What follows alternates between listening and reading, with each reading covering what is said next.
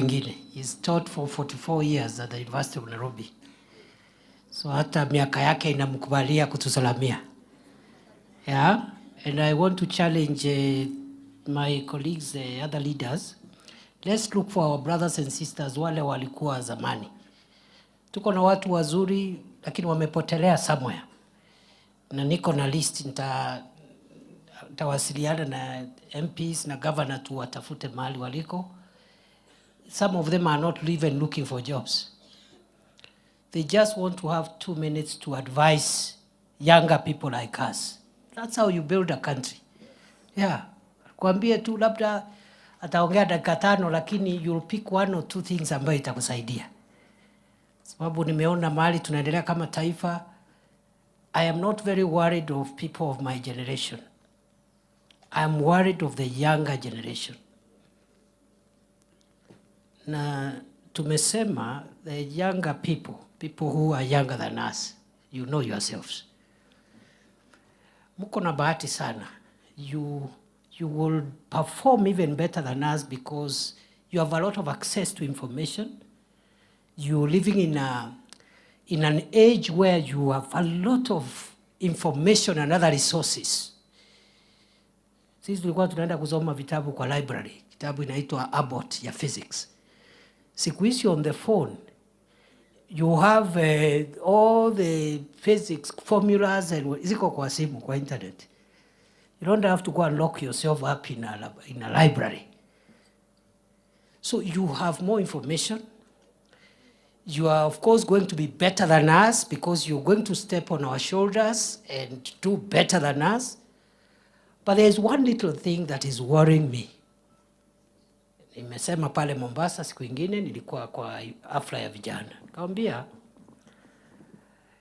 the only small thing we are pleading with you to accept, younger people, accept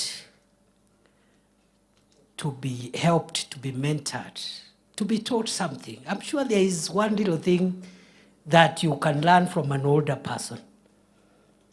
Because the generation we are giving birth to now, our children mainly, they know everything.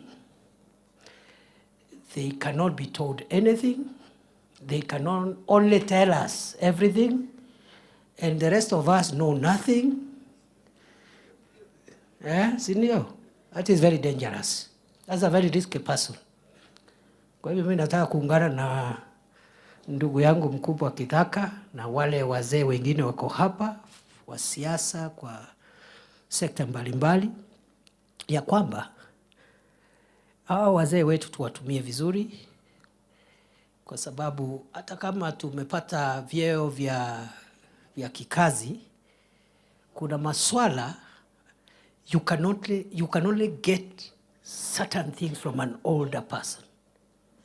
Ndio Shaban Robert amesema katika kusadikika ya kwamba jambo lisilobadilika ni kwamba kila mzee anahitaji heshima kutoka kila kijana.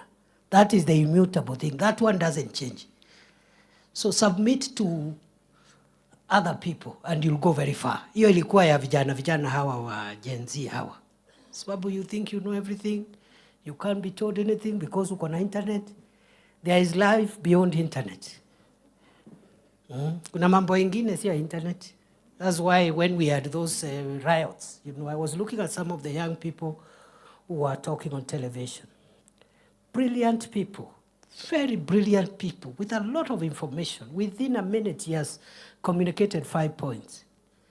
But at the end of the speech, anasema, I feel like committing suicide. Yeah. He says, actually, why I went for the demonstration is because I've been struggling with suicidal thoughts. So I thought instead of killing myself, wacha niende nikauawa na polisi. So please, tukubaliane tu. Kuna mzee hapo, my father hapo, ako na some 85 years old. He didn't go to school. But there are things he tells me, I would never learn them from any book. He will tell me those things in vernacular, but they are very helpful.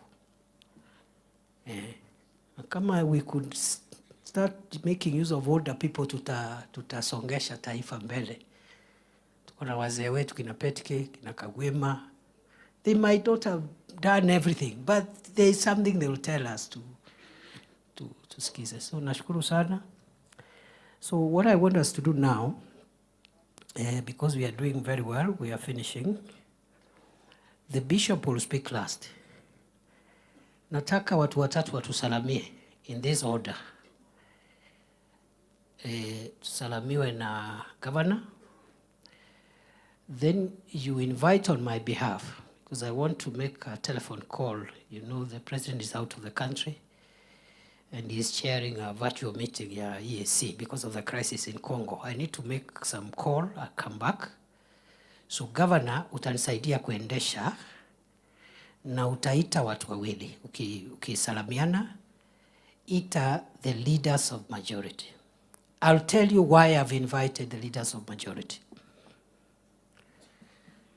And I'm inviting them in every meeting ya county I am making. Wakisimama hapa watawaambia. They have a standing invitation to come in for a few minutes and greet us.